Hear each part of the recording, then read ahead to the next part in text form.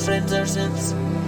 Anybody that spent any kind of time on my wonderful YouTube channel will probably have gleaned by now that I've got a wee bit of an affinity for the Nintendo Game Boy. And one of the reasons I still love making music with the Game Boy, even decades after it was released, is that the chiptune community is really still active. And all the time you're finding new developments, whether that's in kinds of hardware modification or bits of software that are DIY developed, so that you can explore and make the most of the Game Boy's sonic capabilities. Just last week, my friend and fellow chip musician Joe Bleeps let me know about a new bit of software that had been released, which basically allowed you to make music using drones on the Game Boy. And it hasn't quite got a lot of attention yet on Reddit and stuff where it's been posted. There haven't been a huge amount of comments, so I thought I would look at it today and show you kind of what's involved and then experiment with it a wee bit, because I haven't spent much time on it myself at all yet. I should say that if you haven't seen Joe's channel and you're interested in Game Boy music in general, then it's well worth a look, because he has all sorts of videos showing you how to modify your Game Boys properly. And if you've seen my Game Boy collection, you'll understand that I don't quite have the level of skills to make things look nice and professional like Joe does. So definitely go have a look at that, because yeah, he's the man. In terms of the software itself, what are we talking about? Well, it's called Drone Boy, and it's been developed by this person called Pure Function, which GitHub tells me is in Sweden. So thank you very much, Pure Function. It's awesome to see stuff like this still being made. If you don't know much about the way the Game Boy files are set up, it's fairly straightforward. You don't need any of this stuff. All you need really is the .gb file. That is the ROM. And if you've ever played with emulators and ROMs, then you should know how to load this. But basically, you can either use this .gb ROM in an emulator like OpenEmu on Mac, or you can use it on your actual physical hardware Game Boy if you've got a cartridge that lets you load, different ROMs onto it. Explaining all of that is out with the scope of this video though. All I'm going to say is that this is where you can get it. It's on GitHub. I'll leave a link in the description below. For this video, I'm going to be using an emulator at first. I'm using OpenEmu by Mac, and I'm only really doing that to demonstrate how the functions work and stuff, because it makes it easier for me to record the screen.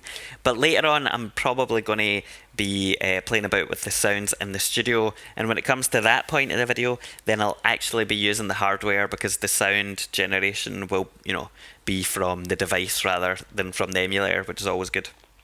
So here we have the GitHub page, fairly straightforward, but I'm not going to go into explaining all this just now. Just know this is where you download it. You download the GB file, and that's it. Now I have it set up here, and what I'm going to do is restart it so you can see the opening screen, because it's pretty cool. Restart. Woo! You should note, by the way, that I've got it set to a different color palette. This is not like the actual color palette of the device. It's just because it makes it a bit easier to see in the screen. If you've got an original DMG, it'll be grayscale. If you've got Game Boy Color, it'll have whatever palette it includes.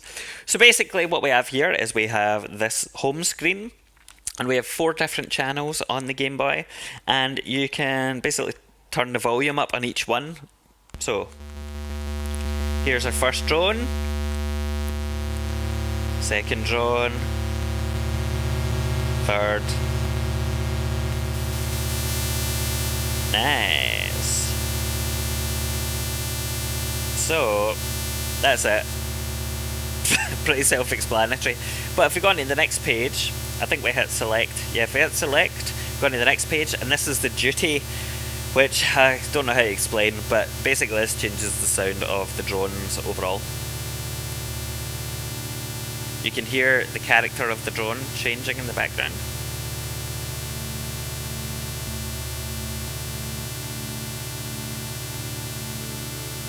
Quite nice. Now if we go on to the third page by pressing the select button again, what we get is the frequency page, and this is the last page, so there's only 3 pages in the whole thing, the whole app. That this lets you change basically, the frequency, so the pitch of each drone. So let's do that. If we hit up or down, we change the value by 1. If we hold B and up, we jump up by 10. So you can hear it there, the first drone has gone up. I think if I hold down A, yeah, if I hold down A and go up or down, you can hear it jumps up and down by 100. So you get total control over the frequency.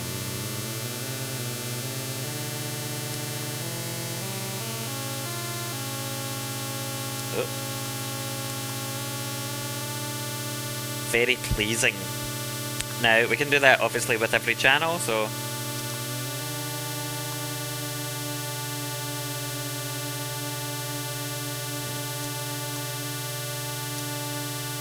and let's go last one.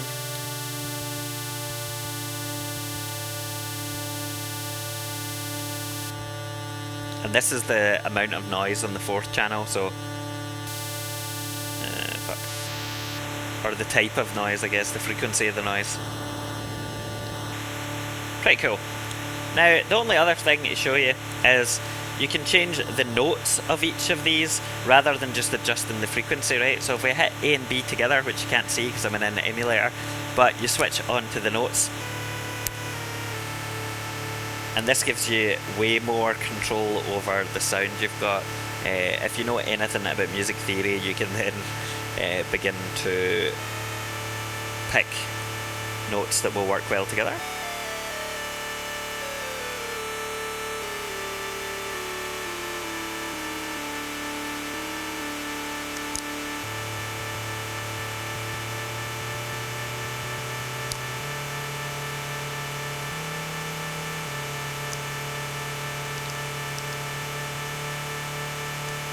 Then go back to this page, we can play about with the mixer.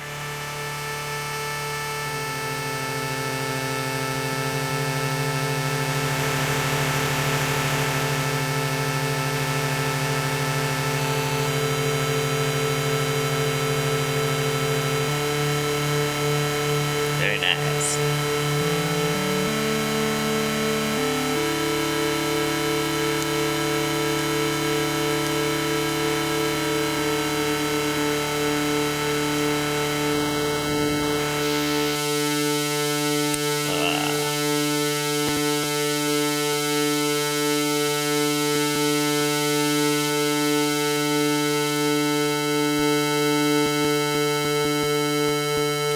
You do get a bit of a jump when you adjust the levels, depending on the channel.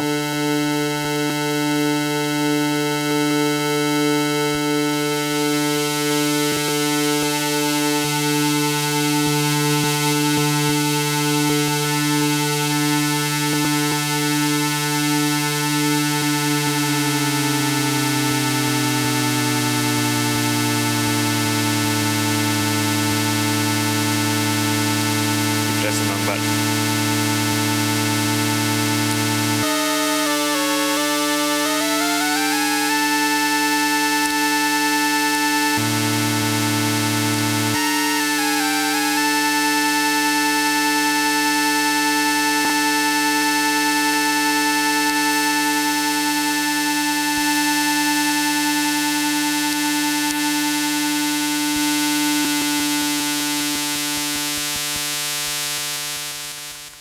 So there you have it, it's as simple as that, but it gives you this really interesting way to explore drones on the Game Boy, and I believe from playing about with it there, I guess it's a choice between the frequency, so you either control the frequency in terms of the number, or you control it with the note, because when you switch between them it seems to switch the pitch, so you can't control the frequency and the note at the same time, because obviously, I mean, that wouldn't make any sense.